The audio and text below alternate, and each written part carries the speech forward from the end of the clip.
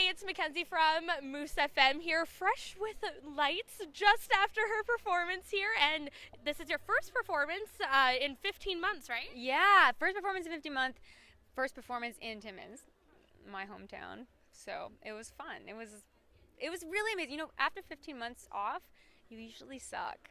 But I thought that tonight felt good. Well, the crowd sure felt that you were good because they were screaming so loud. And how does it feel to come back to Northern Ontario and like your hometown to do this performance, especially for Canada 150? It brings back so many memories, man. I mean, I only spent a little time living in Timmins, but spent a lot of time living in North Bay and Sudbury and a lot of those areas. So it makes me realize how much I miss it. We were all talking about how we got off the plane and just took a big breath because the fresh air is like unreal, you know. You don't get that living in Toronto and, you know, going to those cities. So I miss a lot of things about it for sure. For sure. And do you have like a favorite memory from Northern Ontario from growing up at all? Oh, just going to cottages, going fishing. I miss fishing. I haven't gone fishing in years, and I used to love it.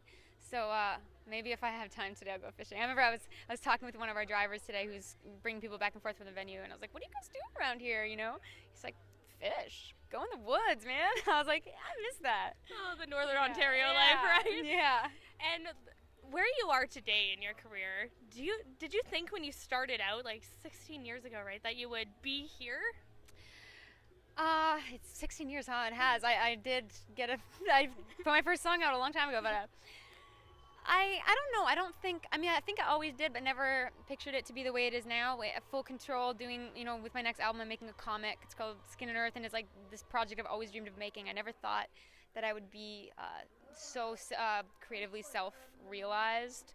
I kind of just pictured myself being a musician, so I think it's actually turned out better than I could have imagined. For sure. And you did a lot of moving around when you were younger.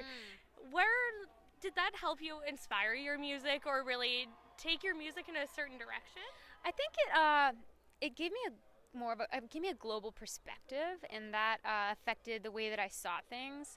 I didn't feel like I was stuck in a frame of mind. I think I was able to think outside of the box, and obviously that's also changed over the years too. When I first started, I was away, and you know, as the years go by, you get more wise to the world. So, you know, it's all a journey, but I think it allowed me to do things freely. I never was in school until high school, so I was at home working on music and being creative every day, you know. So I was lucky enough to have that. For sure. But is Ontario feel like home to you? Oh yeah. Northern Ontario's home. I've spent more years in Northern Ontario than anywhere in the world, and it'll always have a place in my heart. For sure. Well, thank you so much for your time. This was amazing, You. and thanks again to Lights and all the performers here, and keep coming out to Stars and Thunder.